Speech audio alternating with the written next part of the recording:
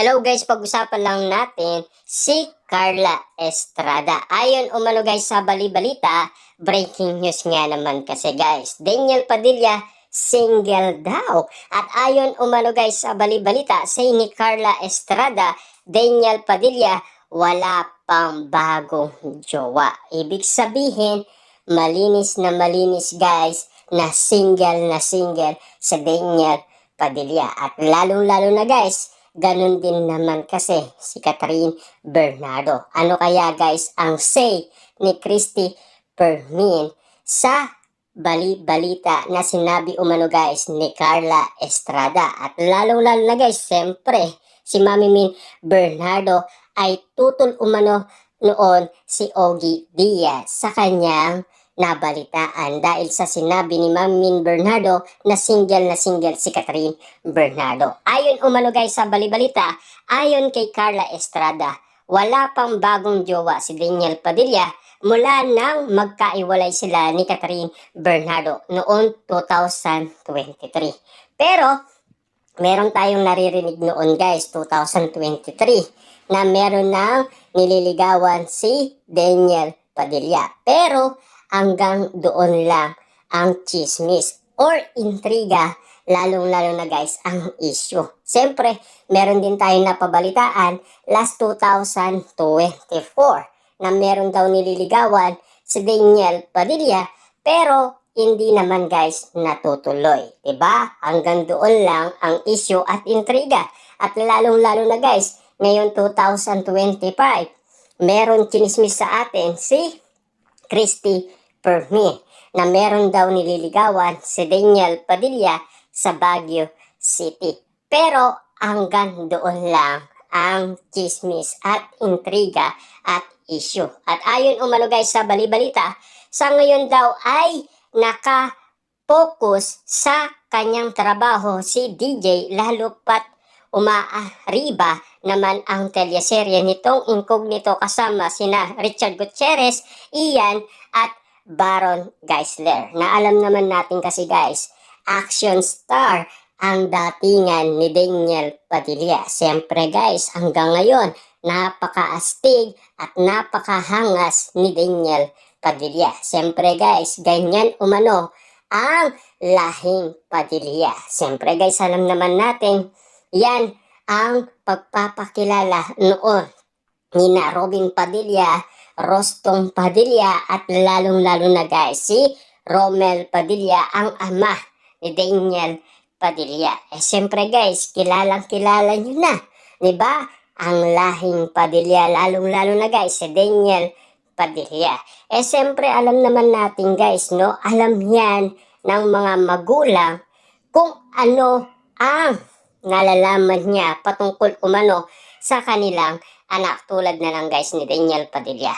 Ramdam din niya na meron pang pagtatanggi ang anak kay Catherine na nakarelasyon ng aktor for 11 years. Say pa ni Carla sa panayam sa kanya ni Ogie Diaz sa vlog na uli, wala pang kapalit si Catherine sa puso ng anak kung pagbabantayan ang kanyang kutob. Ibig sabihin, merong kutob si Carla Estrada na wala pa daw kapalit si Catherine Bernardo.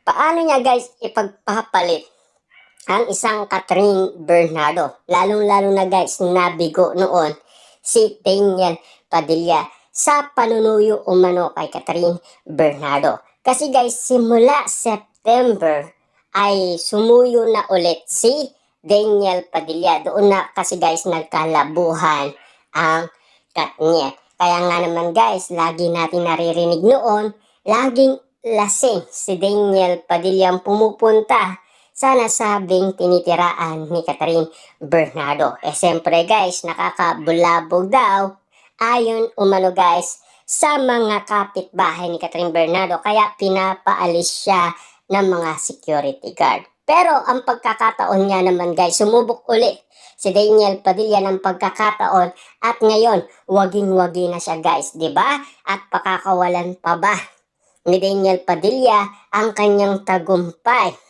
dahil sa tiwala ni Catherine Bernardo, 'di ba? At sabi pa nga guys ng balita, aminado naman siya, hindi siya yung tipong usi sa anak dahil iginagalang din niya ang pribadong espasyo nito. Irit pa niya bilang lalaki, hindi rin daw gaano ka-open si Daniel na mag-confide sa kanya pagdating sa love life. Never din daw itong umiyak o nagpakita ng kainahan sa harap niya kahit may pinagdaraanan ito. Siyempre guys, kilalang kilala niyo naman siguro ang lalaki.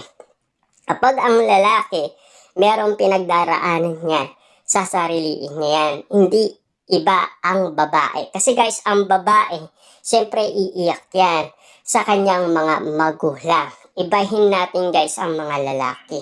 Ang lalaki kasi guys, siyempre, lalaking lalaki nga, di ba? Siyempre, astig tapos mahangas guys, ganyan ang ipaparating niya sa kanyang magulang. Never guys, mananahimik talaga si Daniel Padilla. Ayon pa guys sa balibalita, basa naman niya na kaya hindi nagpapakita ng kainaan ang anak sa kanya ay mas gusto nitong protektahan siya.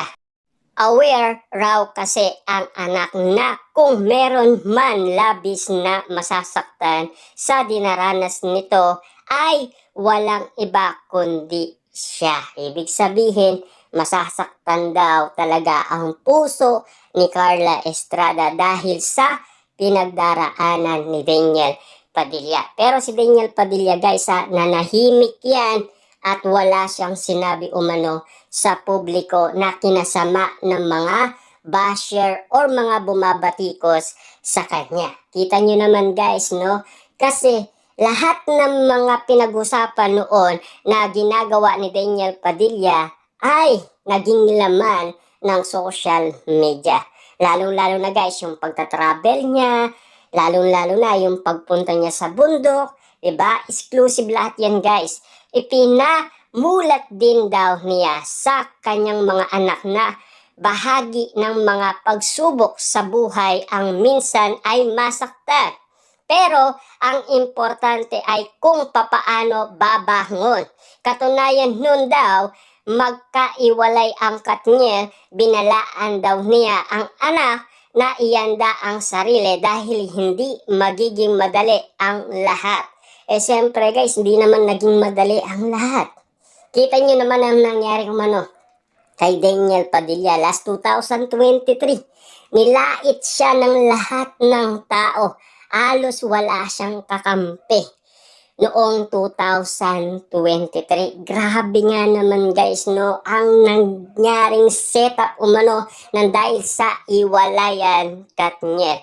Pero ayon pa guys sa karagdagan ng balita, tungkol naman sa kanyang love life, aminado naman si Carla na may mga nagpaparamdam sa kanya.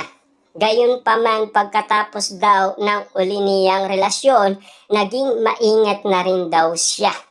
Nilinaw rin niya na hindi ang mga anak niya ang nagbabawal sa kanya para muling magkaroon ng partner. Kasi alam naman natin guys, matanda na si Daniel Padilla. Pero ngayon guys, no, ang focus ni Daniel Padilla ang kanyang career, ang kanyang negosyo, at lalong-lalo na guys, ang kanyang advocacy. Na noon ay magkasama pa sila ni Catherine Bernardo na ginagawa yan.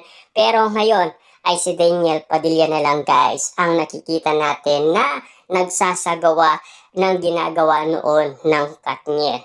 Kung tutuusin, open naman daw ang kanyang mga anak sa idea. Pero sa uli ay choice pa rin daw naman niya kung muling iibig. Siyempre guys, alam naman natin, kung mapapansin ni Carla Estrada, lahat ng mga isyong kumakalat ngayon sa social media, kung papaano gumawa ng paraan si Daniel Padilla para masungkit muli ang tiwala ni Catherine Bernardo. Siyempre guys, mahal na mahal ni Daniel Padilla si Catherine Bernardo kasi naghihintay lang pala guys si Catherine Bernardo ng akbang ni Daniel Padilla tulad ng sinasabi umano guys ni Jay Costura na naghahanda lang si Daniel Padilla para isagawa ang plano. Kaya nga naman guys, tagumpay ang plano ni Daniel Padilla.